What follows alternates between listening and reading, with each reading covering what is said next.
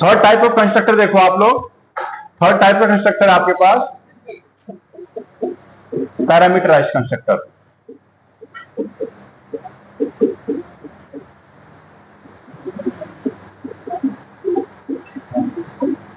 ठीक है, यह है पैरामीटराइज्ड कंस्ट्रक्टर। तो जैसे हम लोग फंक्शन ब्लॉक बना रहे थे, उस फंक्शन ब्लॉक के अंदर हमने क्या किया, पैरामीटर्स दिए। यहां पर भी कंस्ट्रक्टर बनाएंगे तो इसके अंदर पैरामीटर होंगे। अब तो हम लोग क्या करते हैं, प्रोग्राम करते हैं। लिखो, क्वेश्चन लिखो जरा। Design a class, design a class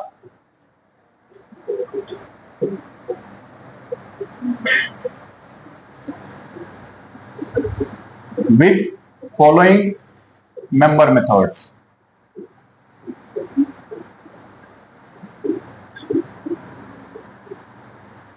With following member methods. Design a class with the following member methods. ठीक है, मेंबर मेथड्स का मतलब हुआ सबसे पहले आपके पास constructor.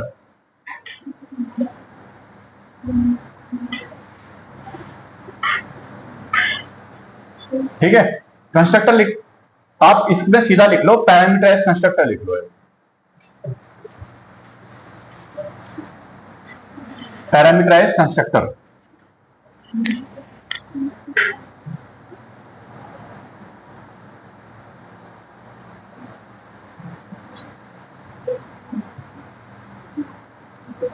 This constructor will pass the value, ठीक है, to the function to find volume of a cuboid। Second function बना लो आप, public double volume.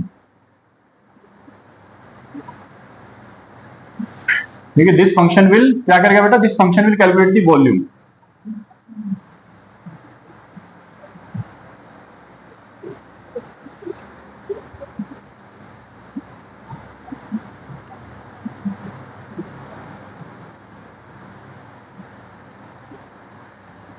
This function will compute the volume of a cuboid.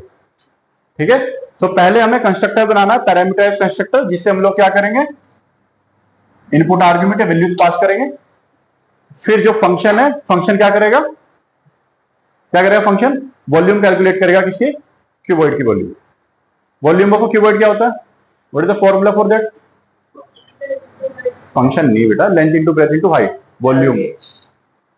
ठीक है, नोट कर लिया आपने, लिख लिया, अंशुमन लिख लिया बेटा, अंशुमन बहुत अच्छा बच्चा है, बहुत अच्छा बच्चा। कौन, अंशुमन, अंशुमन तो main character, main factor Anshuman ही तो है वीडियोस बनाने का। आगे देखो, सबसे पहले बेटा लिखते हैं क्लास का नाम, क्लास लिख लेते हैं। क्लास का नाम क्या लिखे बताओ, अवनी। ठीक है, स्पेलिंग नाम की, क्लास का नाम लिखा अवनी। ठीक है, सबसे पहले में क्या बनाना है बेटा, पैरामीटराइज्ड कंस्ट्रक्टर बनाना है। सुन लो बेटा, इधर सुनो, पैरामीटराइज्ड कंस्ट्रक्टर बनाना है तो पहले क्या करो, आप लोग यहां पर जो ग्लोबल वैल्यूज है उनको डिक्लेयर करो। क्योंकि वैल्यूज कहां से पास करेंगे हम लोग, कहां से पास करेंगे, कंस्ट्रक्टर से। देखो, आप लोग कंस्ट्रक्टर से तो पास करोगे बेटा, पैरामीटराइज्ड कंस्ट्रक्टर क्या होता है, हमने लिखा यहां पर पब्लिक, अब इस कंस्ट्रक्टर का रिटर्न टाइप ही होगा, यहां लिखा हमने डबल, और 3 इनपुट आर्ग्यूमेंट दे दो यहां पर। अच्छा, पहले वैल्यूज डिक्लेयर कर लो आप, you declare global values, right here double, length, breadth and height. ये हमने 3 वेरिएबल डिक्लेयर कर लिए बेटा। ठीक है ना, तो यहां पर एल, बी और एच के अंदर क्या होगा, लेंथ, ब्रेथ और हाइट स्टोर करेंगे। और ये आपके पास किस तरह की वैल्यूज हैं, ये these are your global values.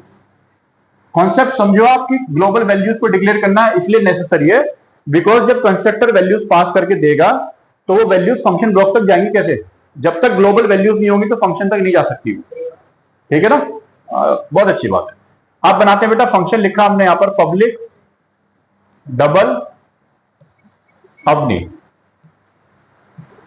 और यहां पर आप इनपुट आर्ग्यूमेंट दोगे तो right here double L1। L1 इसलिए लिखा है कि these are the parameter for constructor, comma double क्या बेटा H1, यहां लिख लो B1 एंड डबल H1। ठीक है, ये हो गया आपके पास। सो हमने यहां पर L1, B1 और H1 पैरामीटर लिए हैं जो कंस्ट्रक्टर के लिए हैं। ठीक है, so these are the input parameter for constructor. उसके बाद क्या करेंगे, वैल्यूज आपके पास कहां से आएंगी, जब इसको कॉल करेंगे तो L1, B1 और H1 में वैल्यू डालेंगे और वो वैल्यूज कहां पर देनी है हमको, वो वैल्यूज आपको इसमें असाइन करनी है L, B और H के अंदर। तो L is equal to L1, then right here B is equal to B1, then H is equal to H1। ये आपने कंस्ट्रक्टर का ब्लॉक बंद कर दिया। ठीक है, सो ये पैरामीटराइज्ड कंस्ट्रक्टर हमने बंद कर दिया।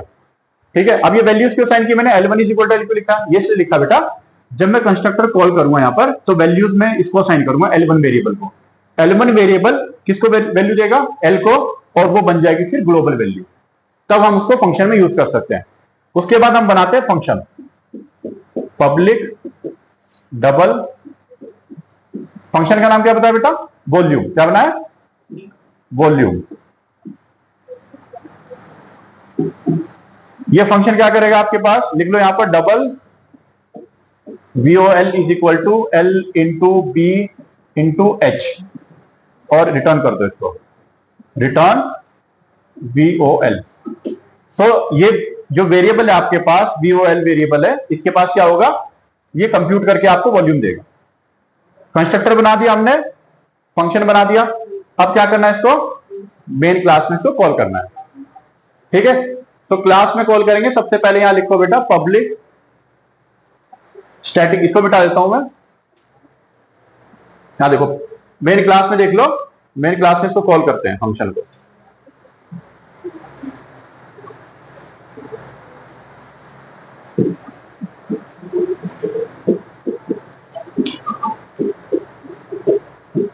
Public static void main string arguments. Class का ऑब्जेक्ट बनाया, क्लास का नाम क्या है, अपनी obj is equal to new अपनी। अब देखो जैसे ही आप कंस्ट्रक्टर कॉल कर रहे हो, यहां पर किस तरह कंस्ट्रक्टर कॉल कर रहे हो बेटा, पैरामीटराइज्ड। अब यहां पर पैरामीटर पास करेंगे हम, तो यहां पर लिखा हमने लेंथ, जो L1 की वैल्यू है 5.6। ठीक है, फिर आगे लिख दिया 6.0, फिर आगे लिख दिया 8.0, यहां पर पास करी value. So now this is called a parameterized constructor. क्या बोला इसको, तो ये जो वैल्यूज है बेटा, देखो ये L1 की वैल्यूज है और दूसरी वैल्यू है आपके पास ये B1 है और ये H1 है। तो इन तीन वेरिएबल में वैल्यू आ गई।